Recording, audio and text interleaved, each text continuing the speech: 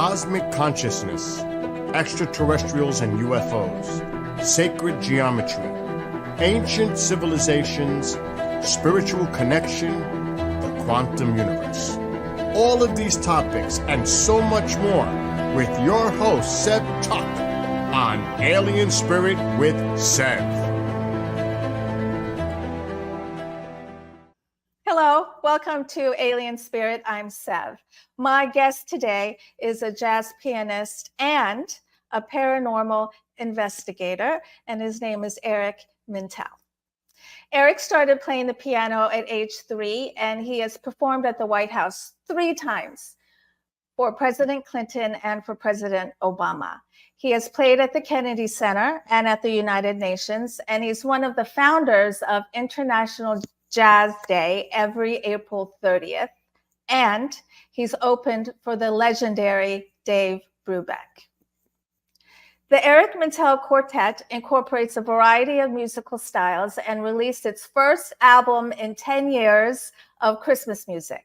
For the past 8 years, his show, Eric Mintel Investigates, has been exploring paranormal and unexplained phenomena. Joining him are investigators Dominic Sattele, a spirit medium, and Ellen Collins, a biologist, a lady biologist. Thank you for having a lady on your show. I watched 2 episodes of the show about the Beast of Bray Road, and I was so impressed. I was impressed by the quality of the show, the way it was written, directed, filmed, cut. I literally felt like I was watching an episode of Skinwalker Ranch. It was so polished and so well done.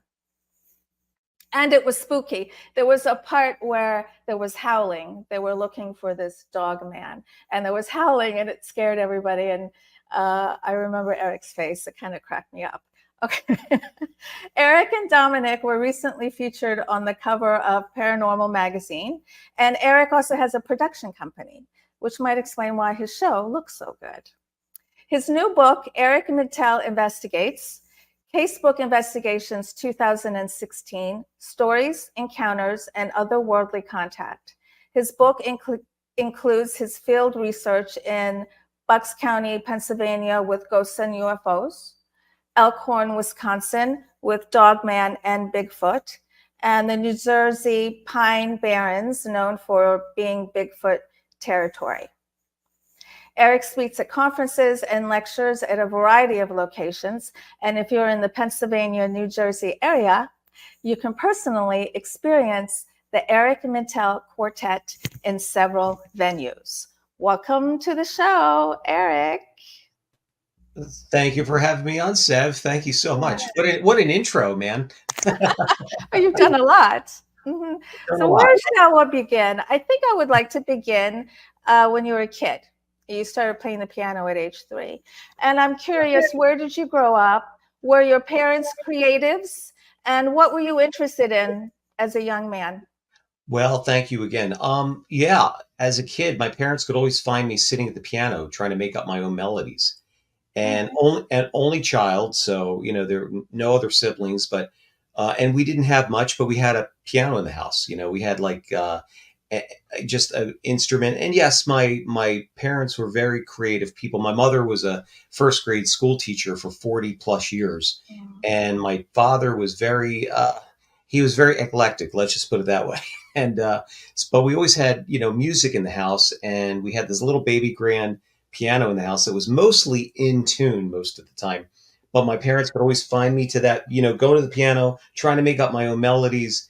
And I just personally had just a fascination with the instrument, these sounds it was making.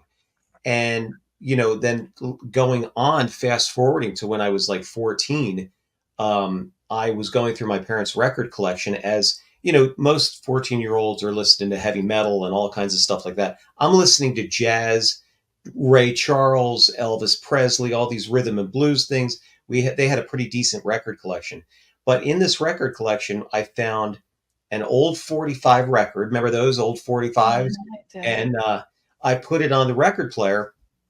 And for those who don't know what that is, it's a record player that plays records. But But so I put this 45 record on, and on the cover of this album, it was this guy with this brown suit, these horn rimmed glasses, slicked back hair, and it was the Dave Brubeck Quartet. And I put the record on, and just boom, had an instant connection with the music. And when I heard that music for the first time, I didn't even know it was jazz, but I knew that's what I wanted to play. And it would turned out it was a two sides. One side was a song called Take Five, and another one was called Blue Rondo a la Turk. And both were on Dave Brubeck's Time Out album, on the entire album. And that was actually one of the first jazz records to go gold. I think it was the first jazz record to go gold, and I believe it was 1959 or 60. So that led to me learning everything I could on Dave Brubeck, and then I listened to a lot of other players too. Oscar Peterson, Bill Evans, Chick Corea, all the great piano players. And then it led to a friendship with Dave Brubeck. Wow. I mean, it was just, all of these little steps, and just like, and then eventually Dave goes to me one day, he says, "Boy, you play my music better than I play it." Oh. And that was a real honor. And he was just a great guy. And here's one thing that I think is sadly lacking these days is mentors, especially for young kids, having a good mentor. And Dave was that for me. I had my father, but he was kind of not really present, but I looked at Dave as like another father figure, so to speak. And he was a straight ahead family guy and really did a lot for like civil rights movement. If you look at his whole story, it's amazing what he did with his career and life. And everybody loved Dave Brubeck, not only the music, but they loved the man. And he was just a stand-up guy. So I figured, I wanted to have that kind of life and that kind of career in music. So as with everything I've done, Sev, I've always just gone my own way.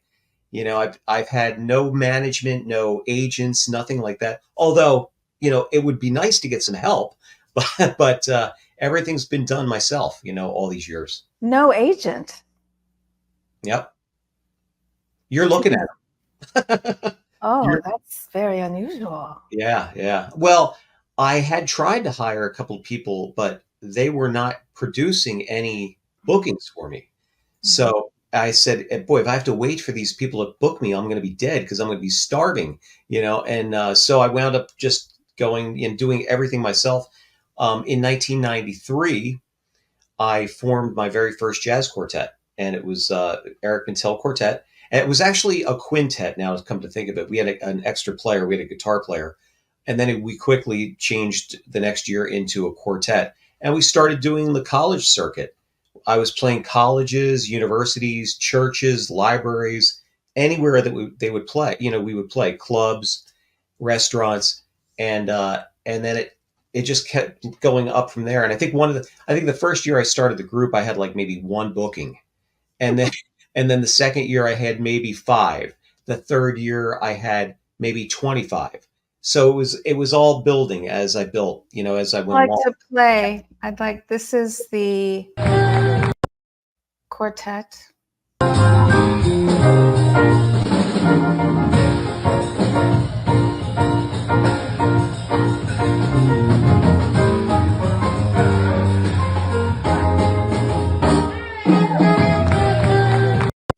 Oh my gosh, that looks like so much fun. Oh, it's a lot of fun. That's our Charlie Brown Christmas jazz concerts that we do around the holidays. So we usually start these in like mid-November, and we go all the way through to the almost Christmas Eve. And here's another one. I love this one. This is you playing the piano. Hold on. Let's go back. Oh, yeah.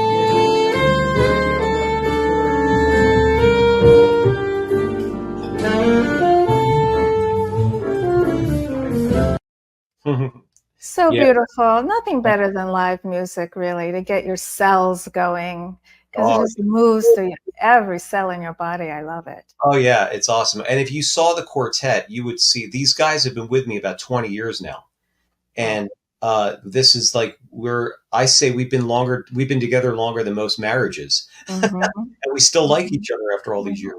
Mm-hmm. And we're playing again this coming Saturday. But yeah, and then you heard Nelson Hill on alto saxophone there. He's played with Maynard Ferguson. He played with Buddy Rich, the great drummer Buddy Rich. He's a protege of Phil Woods, phenomenal sax player. So a lot of your listeners might know these guys. And was right out of Eastman University, went on the road with Maynard Ferguson. He was even in Gloria Estefan's Miami Sound Machine. So, all these guys, and we've got Jack Hedgie on electric bass. We've got Dave Moan on drums. Jack used to tour and perform with Steve Lawrence and Edie Gourmet. And he did a lot of Atlantic City music scene. I'm up here in Bucks County. So the guys, and Nelson's in like the Pocono area, about an hour or so from here. And then Dave is in Jersey, and so is Jack in New Jersey. So, yeah, we've been together so long, have spent so much time on the road together.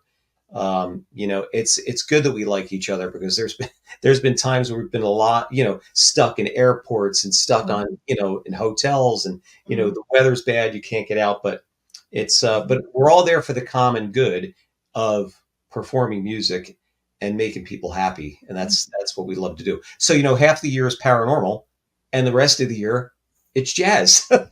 So it's a lot of fun. Where did you go to school? I went to high school. I never went to music school. I'm completely self-taught. Yep. I'm stunned. That's incredible. Yeah. That's why, I took half a year's worth of piano lessons. And I was coming to the piano lessons playing Dave Brubeck's, music, really obscure music, difficult stuff. And the piano teacher saying, I really can't teach you. He's trying to teach me Twinkle, Twinkle, Little Star. And I'm doing all this Brubeck stuff.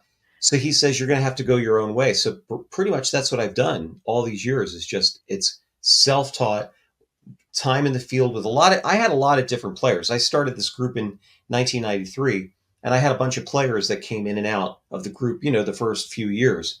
But solidly, these guys have been with me since around 2000. So, yeah. Have you ever had a past life regression? No, and that's a good question. But sometimes I feel like I should have been been around in the 40s or something like that, 40s or 50s. Do you have an affinity for that time period? I do.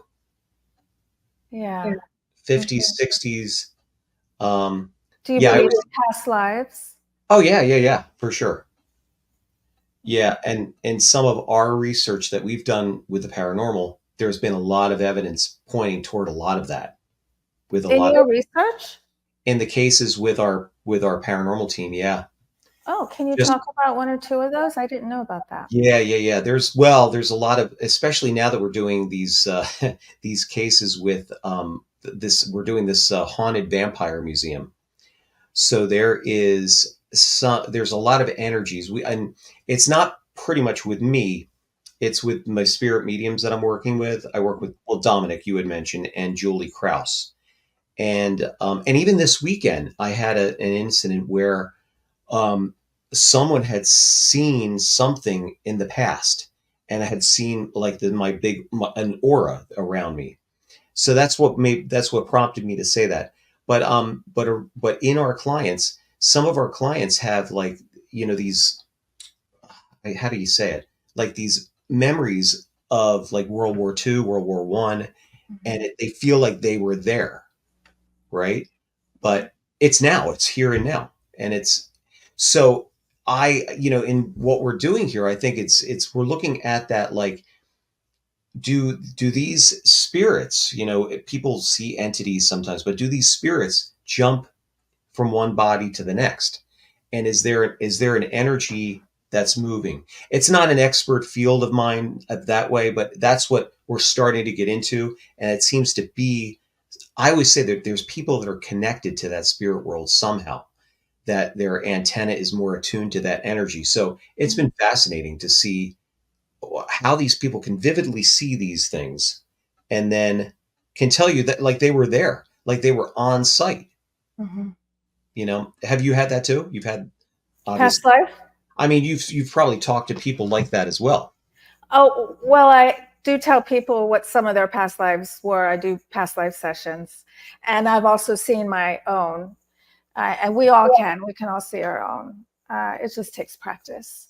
I go into a lot of these investigations, and I've said it before, where I don't have those feelings like Dominic or Julie would go into a haunted location and go to those hot spots. Like I don't have that when we go in. Maybe I do, and I just haven't developed it yet.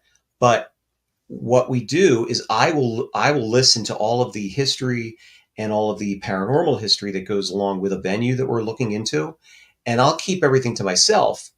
And then when Dominic or Julie or whoever's on the case with us goes to that location, I don't say anything until we get there. And if he's going or she's going right to those hot spots and he's getting kind of like, zeroing in on something and it's almost like 92-3% there, then I'll tell him what's going on. And it kind of like, it all clicks. And I always say that they're giving us a preview, before of what we're in store for. It's amazing.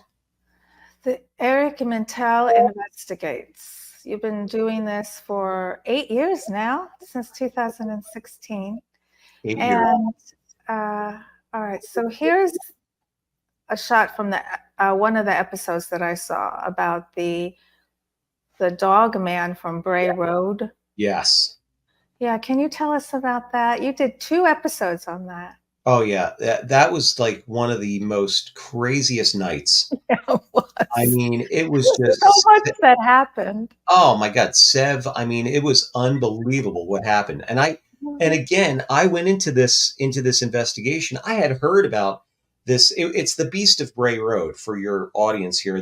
Basically the Beast of Bray Road is supposed to be an upright canine dogman werewolf-like creature that's about 6 to 7 feet tall and stands on 2 legs. It's walking upright. So I had heard about this for years and never really put too much into it. But one day, our good friend and fan, Ellen Collins, she said, you guys ought to do a video on the Beast of Bray Road. I said, I would love to do that. I said, the only thing is we're out here in Pennsylvania. She was in Wisconsin at the time. I said, I'd love to get out there. I just don't know how we're going to get out there, who's going to pay to have it edited and whatnot. She wound up stepping up to the plate and paid for the whole freight. She paid to fly us out there and paid for the editing. So I made her executive producer. Yes, I saw that. That's really cool. She's so cool. And she is actually a biologist and doing a lot. She did a lot of research on the tapetum lucidum, the eye shine of this thing, which is supposed to have it's supposed to have red eye glow, like red eye shine. And what kind of creature creates that much energy to have this red eye glow? So basically, this was when she said that was July of 2020. And we talked about it. And then she said, well, I'll do it. And then fast forward to December of 2020, I had seen a paranormal show. We were all inside, for COVID, and we're watching, we couldn't go anywhere. And so I watched a lot of paranormal shows. Actually, we were thriving during COVID with video because the idea was, once people get out of their houses, they want to go visit some of the places that we're investigating. But I saw this show called Paranormal Declassified, and they were doing a special on the Beast of Bray Road with the farmer, Lee Hample, on his farm in Elkhorn, which his farm's only about 0.2 of a mile from Bray Road. So when I looked at the show, I said, man, Lee seemed to be really, really cool. And just something made me say, I'm going to call this guy tonight. I'm going to call him and ask him, if we could come out there and investigate on the farm. Knowing that Ellen's going to bring us out there, why not go right to the source and see if we can go? He had, like, in the show, he had thousands of photos, footprints, UFO lights going through. That was just nuts. So I called him up that night. We spoke for 2 hours. It was amazing. And he was such a down-to-earth guy. And then when we finally met him in October now of 2021 when we did the investigation. Him and his brother Fred, just awesome folks. And we went on his property that night. And Sev, let me tell you, it changed my whole perspective on what's out there. So basically, the day we got out there, it was during the day, and we went to Lee's barn for him to show us all these pictures that he's taken, all this evidence, hair samples, I think it's 7-toed 5-pad tracks that he has. He's got square tracks on the property, really weird stuff. May I just for the square track thing? Yeah. I never heard that before. Neither did we, but they think it's a knuckle walker. When it's on all fours, it's on its knuckles like this. And that's what it was so weird. And that's what's making the square track. You know, like a gorilla would be like on its knuckles like that. Mm-hmm. It's like that when it's on all fours. Mm-hmm. And the descriptions of this thing, as we'll get into when we had the follow-up, was amazing as well. But he's got hair samples that under the microscope, they're translucent. There's no medulla. It's just completely clear. So wild. So we get out there, and and after he shows us all these crazy pictures, I said, Lee, if we can we do an investigation in the field back there? He goes, oh yeah, please do, but just whatever you do, be careful. So we went out there, and we thought we'd have to scrub the whole investigation, because a lot of what you didn't see there was that it was really getting cloudy. If you see in the video, and people could see this video, it's the Beast of Bray Road, alive and well, on my Eric Mintel Investigates YouTube channel. But you could see that the sky was getting very, very cloudy, and we thought it was going to rain. So we get out there, and it's a 35-acre hayfield, so it's big. It's a big area there. And if you could picture this, the field that we're in, it's a huge rectangle, and he's a hay farmer. And Lee, I have to say this too, Lee was never interested in the paranormal whatsoever. He was a math teacher in the Illinois school system, and and he's been farming his whole life, but he bought his this farm from his mother's estate in 2011, and he had his first encounter with this thing in 2014. But yeah, so, and more on that later, but I'll tell you, so we get out there, and so it's clear. Dominic, he gets off of the four-wheelers when we get out there, and Dominic looks up and goes, what the hell is that? And here, going over the field, is a huge orb of light, maybe about 1,000 feet above us, just going slowly, no sound, going over the field. And you could see other planes around it, and the planes are blinking, their lights. This is one solid orb. And as we're sitting there trying to figure it out, trying to scratch our heads like, what is this thing? It does a 45-degree angle and disappears. Yeah, it disappeared. It just blinked out. And I was wondering if maybe it's a drone, but you're out in the middle of this huge field, and there's no one out there flying a drone. And it was so high up too. It was just too high. Yeah. But the thing is, that was the thing too. It was like we looked to make sure it wasn't satellites or a space station, anything like that. Nothing. It didn't act like those things anyway. No, exactly. And then it just blinked out, which was so weird. And then right after that is when we started hearing the howls.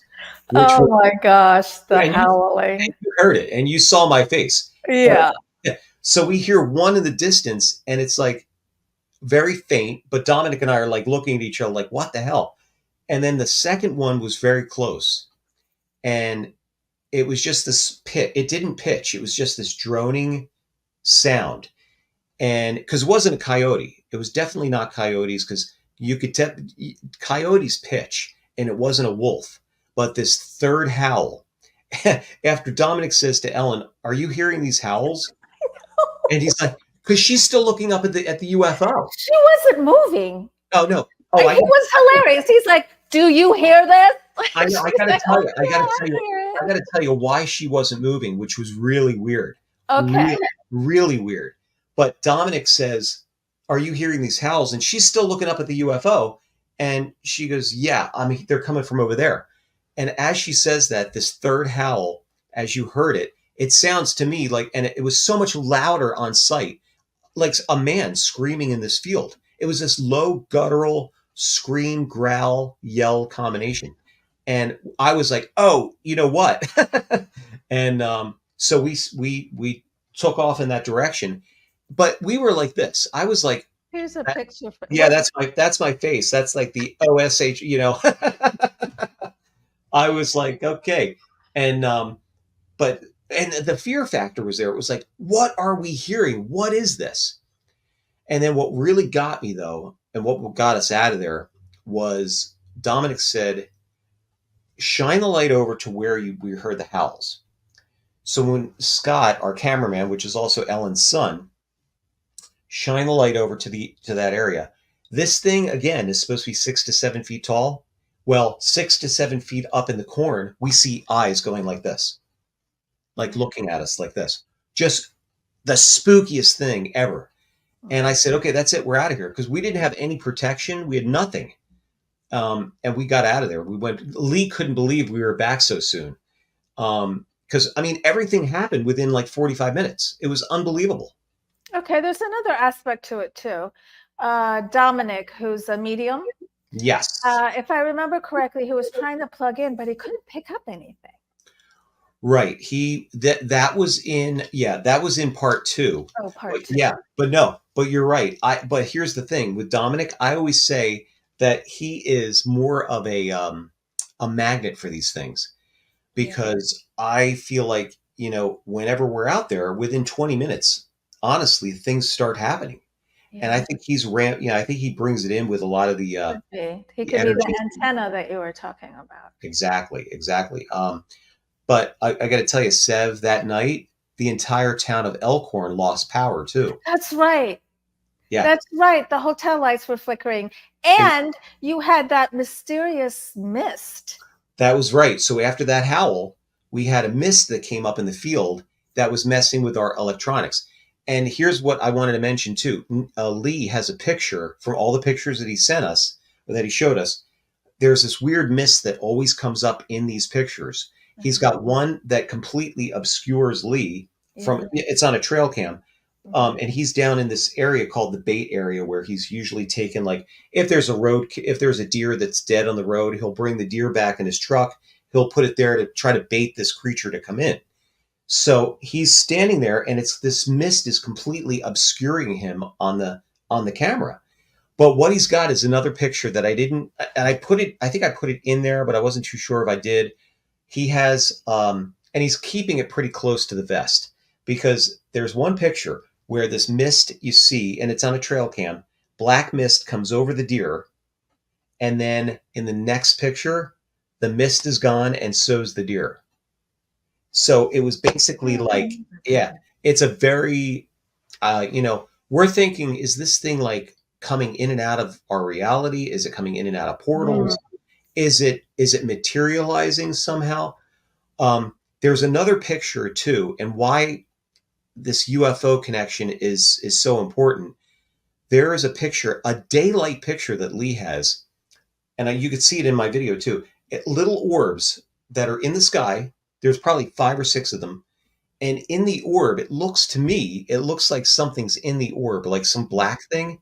And to me, I think it's the creature. It looks like something's in the orb, and it's like crossed out like this. It's got its arms out this way, and just like a T.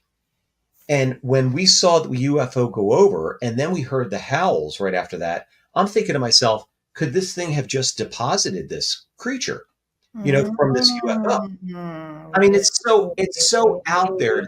Yeah, it's so out there to even talk about. But it was just, Lee has pictures of portals. He's got UFO lights going through the woods. When we did an investigation of that area in 2022, when we went back again, we went over to this area in the woods where he's got all these UFO lights going through. And I thought, maybe they're four-wheelers or something going through the woods, and that's what the lights are. So we went over there. There's no way you could even get any motorcycle or anything in those woods, because they're so thick. You'd have to stop every second to try to get around it. And these things are just smoothly going through the woods. But here's the thing. We went back, and again, thank you, Ellen Collins. She did it again. She brought us back out again in 2022 in April, 6 months later. And we didn't encounter it that time. But what we did get was a town hall meeting where you saw it, 140 some odd people to tell their story. Okay, but don't forget that Ellen had that weird shadow go behind her truck. Yes, and we didn't catch that on video. I wish we would have. No, but that was interesting. It was a shadow. Yeah, and Dominic was like, it's probably coming over here. We should go. Yeah, pretty much. Now, I wanted to tell you something about Ellen with that, why she was staring at the sky and she was just like frozen. Well, check this out. So she had a dream that the Dogman in that moment, this is later on now, this is not that night, but this is later on that she had this recurring dream that the Dogman was there and it put its claw, its talon or whatever in her palm and said, and told her why it's there. And you know what the weird thing is? Lee had the same dream. So there's they both had that dream after that night. He had it before, and she had it after. He had it after. So why was he there? He wasn't there. Why he was there? They basically told her to procreate the species. You know. That's so interesting that you said that, because my next question was going to be, how long has this beast been seen, and can we assume there's more than one? I think you have to, because this thing goes way back to 1936. So unless this thing's 100 years old or close to it, you know, it's. I think there's a family of these things, because it goes way back to 1936, and then you have a long period of time from that point on, the 40s, 50s, 60s, 70s, 80s.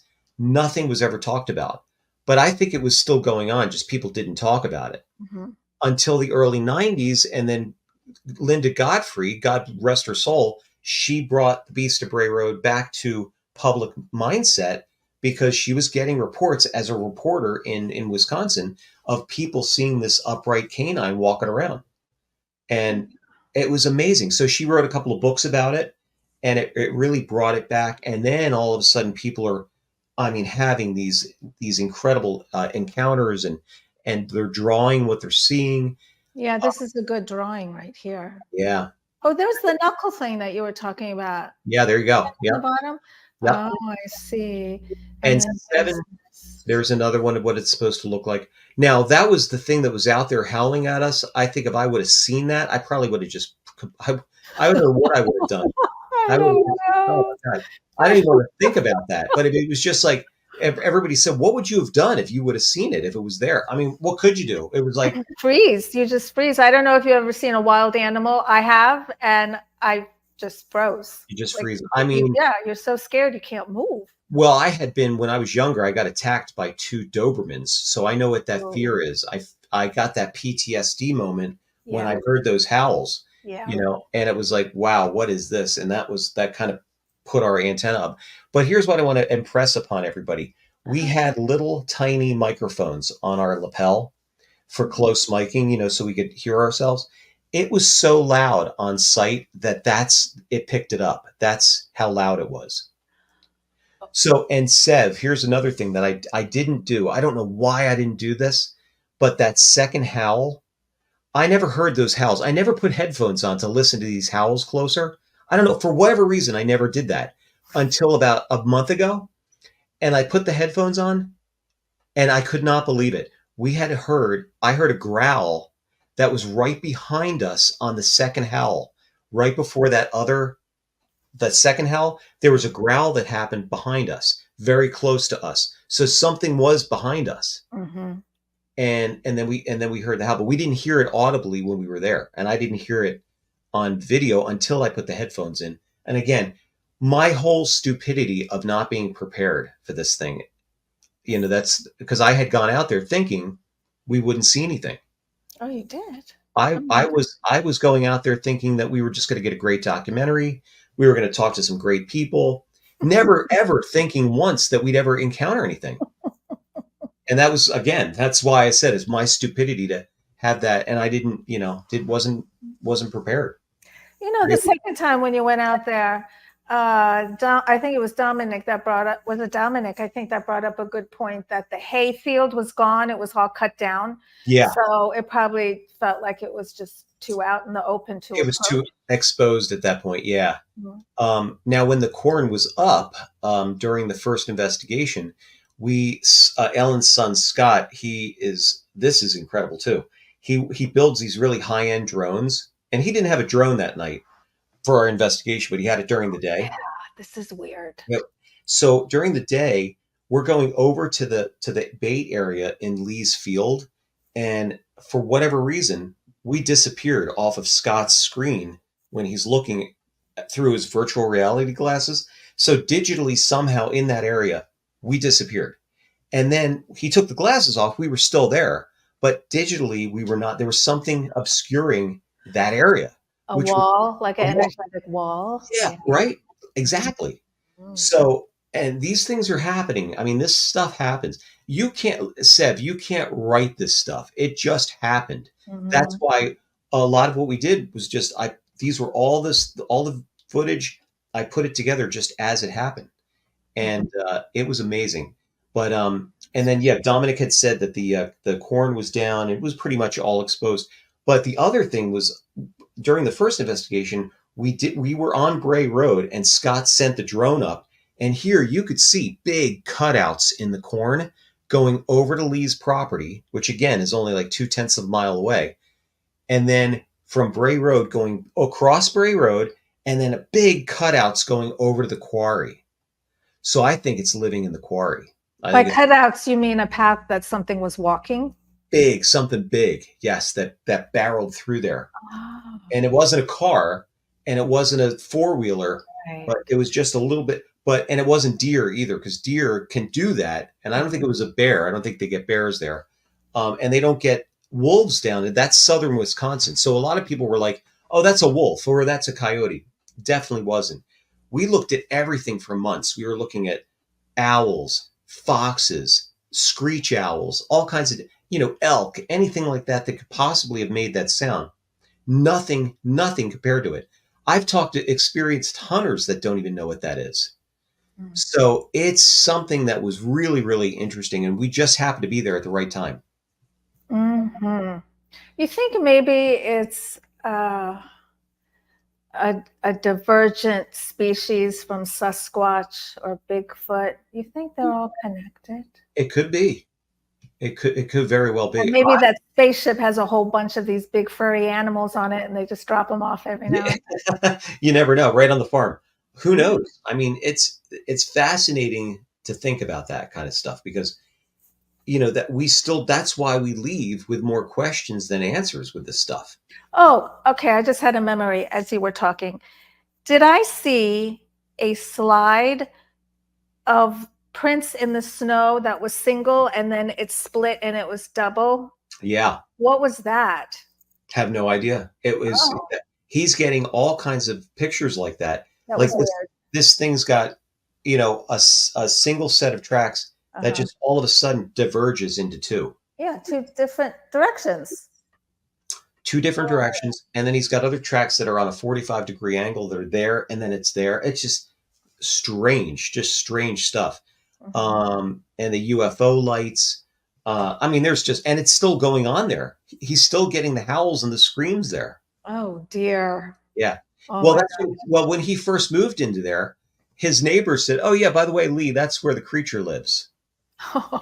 And Lee was like, "Oh, come on, man. I know." Lee goes, "I know Wisconsin's the home of alcohol, but that's what he thought the thing. But it wasn't that. He actually had an encounter with So this thing, everybody in the area knows that's where that thing lives on his farm. which is really interesting. We got permission to investigate more of the properties around the surrounding area. So I'm just waiting for the time to get back there and do another. Oh, you're going to go back. Going to try to. I want to go again in October, maybe next year. Mm. Let's talk about your book. You got it. Well, my book. So you have Casebook Investigations from 2016 From when I started and until now, or this until is oh yeah, until and it's ongoing. And I have to say too, I've always loved the paranormal, even as a young kid, growing up here in Bucks County, always loved the paranormal. So that was always in the periphery of my life. My father had encounters. He had stories that he was telling, whether it's ghosts, UFOs, uh, Bigfoot, or whatever, but mostly ghosts and UFOs, that he would tell me about. And we have a lot of areas here that have got incredible ties to the Underground Railroad. General George Washington and Lafayette were in these parts. So, and I live right down the street from where Washington crossed the Delaware. So we're in a very historic area. But and I started my show in 2016 because I was like looking at a lot of paranormal shows and saying, man, and being a filmmaker, I'm like, I could do that. I could do something like that.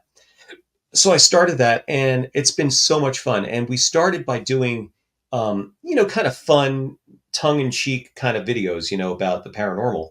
But it quickly turned serious when we went bed and breakfasts and restaurants and places like that were calling me to say, "Hey guys, would you be able to come over here and do an investigation?" And now it's turned into this big, like now it's turned into a paranormal tourism TV show. So we're showing people where to go, what to stay, Oh, where cool. to experience these things, Well, that's great, Eric.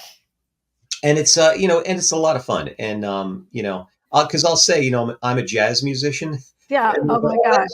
that's- So this is a cover of something from a newspaper. It's called The Morning Call, yeah, and a guide. It looks like an entertainment guide, maybe. yeah, we And got it says Ghosts, Bigfoot, UFOs, and Jazz.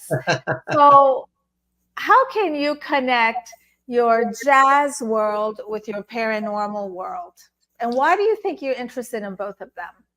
well, like a jazz performance, and like I just said, I'm completely self-taught. The jazz, some things I do in jazz I can't even explain, musically. Yeah. It's like, where does it come from? Yeah. It's just coming from the ether Mhm. and here and then out to the fingers. So it's there's a connection. And then with the guys in my group, there's a real energy that goes around the room with us playing, because I think, there's electricity that happens. We're almost like reading each other's minds musically, because I'll play something on the piano rhythmically and my drummer will play the same thing. And it's just like this really cool connection that way. So I don't know. I just find it absolutely fascinating. The other thing I love about it is the history. History is going by the wayside in schools. So, we're not getting stories in these incredible places that people are passing by every day that they have no clue it's in their own backyard. So we're telling these stories of these wonderful areas, not only in Bucks County, but all over the place. And and people are like, "Oh my God, I never knew that was there." But it's been there for years. Mhm. So it gives a new appreciation for, the area that you live in. And it's really, really cool. I love it. And people love what we're doing. It's like, we're truth-based investigating. And as you can see, I'm pretty much all Oh over my the gosh, place. you are all over the place. So if you go on your website, what's the name of your website? Website's ericmintelinvestigates.org. Hmm. And I've got about 28 days in a row booked in October. Yeah, so you're at a lot of libraries and community centers. You're at a winery. And what are you doing? What is this paranormal projection room series? What do So you what? Yeah. So what we do is we're a couple of those are premieres of the videos that we've done for those venues. So the New Hope Winery, Mhm. we're going to do a world premiere and do it at the winery. It's a ticketed event. Oh, how fun. They're going to have a buffet dinner, and then we'll watch watch the movie, and then do a Q&A. Maybe take people on a tour of the hot spots and things like that. And so we're going to do that. So those are then, and then the libraries I go in, talk about, and I call it paranormal projection room because I'm playing clips from all of our different investigations that we've done, and showing the evidence that we've got on video that just, it's pretty much groundbreaking evidence there that we've got that we've captured. So, and then, yeah, so and then a lot of them are, a lot of those are premieres. It's like we've got a lot of videos that we finished like 5 months ago, but we're waiting to premiere them, in October for these events. Mhm. And then we start in January. We start again with a whole new series of places to go, and places to investigate. And my editing will, start going in full swing in January, and it's been fun. And then I'm doing a lot of book signings with my book, which is a lot of fun. Mhm. And I was just up at the Exeter UFO Festival with our good mutual friend Peter Robbins, which we both know. Peter's an awesome guy. He put my name in the hat for us to be a speaker, and they hired me to be a speaker, and had a full house. And all the speakers had full houses. It was probably the most successful festival they had done, in recent years, and with COVID and all that kind of stuff. But it was so much fun. People were so cool, and I sold something like 36 books or something like that. Oh, And that's good. yeah. And that was our Bucks County Paracon. That was last year. That's a good crowd. Look at all those people. Oh, yeah. It was amazing. I mean, we had over 600 people in a 350 seat theater. So there was a lot of people, as you could see, standing in the back. We had chairs set up, and Yeah. we had There's- Nick Pope was our There's featured Nick. speaker. Mhm. And so we're doing it again this year. We're doing our second annual Bucks County Paranormal Convention. It's going to be on March the 8th of 2025 at Bucks County Community College in Newtown, Pennsylvania. Mm. So, and it's something that, the college has partnered with me with, and it's just been, we had food vendors, all the vendors there, they sold out of all their books, everybody sold out of everything. It was amazing. Everybody's happy. Such a good feeling. Yeah. It's such a good feeling when we share this strange stuff and people love it Yes. and can't get enough of it. And it just feels so good, doesn't it? Because you always wonder, why am I doing such a weird thing? Is this really a service to mankind? And I say it is. Oh, yeah. It's a big service. Oh, it is. I think it's great. Look, I don't care who it is. It's like rich, poor, whatever. Somebody has had a paranormal experience, or an experience that That's right. that they can't explain. Mhm. And I think you have a certain amount of people that just they don't want to talk about it. They don't want to open themselves up to the other possibilities. There's something out there, and that's totally fine. I'm not there to change anybody's thinking. I'm just saying, look, these things are happening, and look, the government's saying, hey, folks, the UFOs you're seeing for years are real. We just don't know what they are. At least we're having the discussion, and would we even be talking about this 10, 15 years ago as freely as we are, And I think we're at a good time that way, where people are coming forward with their experiences. Navy pilots. I had a guy at the festival who's a military pilot who took pictures of UFOs over the Azores. So, and he showed me the pictures. So, you've got people that are like lifelong military guys that had these incredible experiences. So, there's something to it, and what that truth is, that's why we do what we do. Yes. There's also a leaning with some people into fear. Sure. I don't like the fear narrative very much. Although what you're dealing with is scary, because, this is a big, huge walking dog. I mean, that's a scary thing. There's nothing you can do about that. Exactly. But also, I don't sense from you that you're feeding off the fear. Like you want to scare people. I don't get that from you. No. I don't want to do that. That's one thing about me. When you know me and get to know me, I'm probably the most easygoing guy to get along with. I just am fascinated with these stories. And look, I'm not going to sit there and if it's BS, it's BS. Or if it's truthful, it's true. And I'm pretty good at discerning that from people as well. But when I'm interviewing witnesses and their voices are cracking, they're getting goosebumps talking about these. Yeah. I mean, it's profoundly affected them. So naturally, I'm not going to feed into that. I want to hear their story, but I'm not going to give my opinion to make them feel worse. You know what I'm saying? It's right. You have to help them out of that. Yes. You have to help them out of being afraid of what they just saw. Yeah, exactly. Out of the fear. Like people say with ghosts and things like that. Here's the other thing. I love working with forward-thinking people that know that this genre, especially with restaurants and things like that, they know it's going to bring people in, that people love this kind of stuff to experience that. But there are people that, again, they are fearful of that. But I always say, look, if a restaurant or a bed and breakfast is being haunted, I think they liked being there. That's why they are there, or they don't know that they're not supposed to be there. It's nothing malevolent. It's just that Mhm. I think they liked being there and they want to really, stay there and stay in that happy environment. Mhm. Mhm. So, uh, we've never really experienced any malevolence except, Oh, what ex- happened? except when we are investigating this vampire museum in Doylestown, and that's the only time that we've dealt with any kind of dark energy, demonic activity. And Dominic got growled at. So, and it's on a video that's going to be coming out in October. It's called Paranormal Pickers, Part One and Part Two. It's basically like a play on American Pickers, but it's paranormal about haunted objects. But it's not my series. It's Ed Crimmy is the owner, curator of this museum. And I'll tell you, Sev, if there's a doll room in this museum, Uh-oh. yeah, there's a 5 foot, 5.5 foot Burmese doll. It's a beautiful doll, but it's got real hair. Oh gosh. And this is what this thing. Oh my God! Like when I was It there, growled? Is that what growled? yes, and that.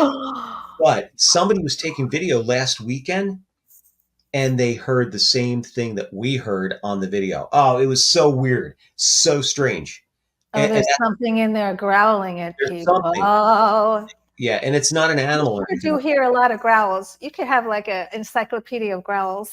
Oh, There's so many different kinds. oh my God, it was just crazy. So Dominic won't go back in there. He's done. Oh, he won't?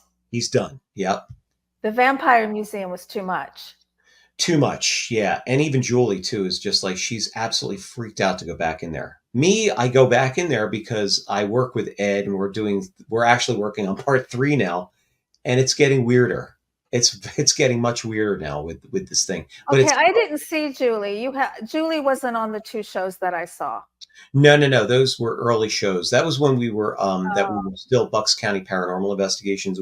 We changed to Eric Mintel Investigates okay. that And year. now you have a lady named Julie on your show. Yeah, and she's with Dominic. Sometimes we have Julie, and then most of the time it's Dominic. And if Dominic can't make it, or if Dominic and Julie can make it, I'll have Julie come out because it's great to have a woman's point of view, It sure is. you know. And Thank I've been, you. and you'll like to hear this. I've been doing a series on my show. I have an interview show which I'll get you on as well. But it's called Women in Spirit, and it's about yeah, it's about women who look, women's intuition, and look, usually women are right. So, we're going to talk about that, but talk about it in the paranormal realm. So, it's going Yeah. to, Oh, thank you. I'd love to be your guest. That's a fantastic show. yeah, thank you. Okay, Eric, it went by so quickly. I know, Can my you God. I know you're a great guest. Can you please tell everybody how, we never got to this picture? Wow, there you go. There's the UFOs. We did a UFO real quick. We did a investigation of UFOs over Bucks County here in Bucks County, and that's actually part of the video. But friends of mine, Mitch Sherman and his wife Robin, captured this footage in the backyard. And when folks see this it's a video called UFOs over Bucks County on my YouTube page, you're going to freak out. It's unbelievable. It's very pretty. Yeah. Oh, it's incredible. But it's pretty, but that's what he's been seeing in his backyard almost on a nightly basis. Ooh. Yep. All right, here we have your album, your Christmas album. Yep. That's live at the Englewood. That's available now on our website and at concerts. And there's the book. And your That's show. available. Book's available on Amazon as well. Yeah. Can you give us some other social media addresses where people can find you? Yeah, on my YouTube page, Eric Mintel Investigates, Facebook, Eric Mintel Investigates, Instagram, Eric Mintel Investigates, and I think I'm on TikTok as well. So I'm just getting into that a little bit, but yeah, most of those. But yeah, for sure, please and check us out. And wherever people are, if they're in the Philadelphia area, I'm on Temple University Television on Saturdays at 1 and 9 p.m. Manhattan Neighborhood Network in New York on Friday nights. And then Sunday nights, I'm in Lehigh Valley, Pennsylvania on Service Electric Cable and a bunch of other cable stations throughout the country. But But mainly people would see it. Yes, people could see. And then, of course, we're working on the Travel Channel and, all those good things too. So Oh my goodness, Eric, congratulations on all of it's, that. It's fantastic. thank you. I'm so Thank you. happy for you. And I'd love to have you back when your next season airs and we can talk about something. And I'm going to have you on my show too. Thank you. What? Oh, thanks. Yeah, I would love to. All right, everybody. Thank you so much for spending time with us. Thank you, Eric Mintel. Thank you, Sev. I really appreciate it. Have a good night.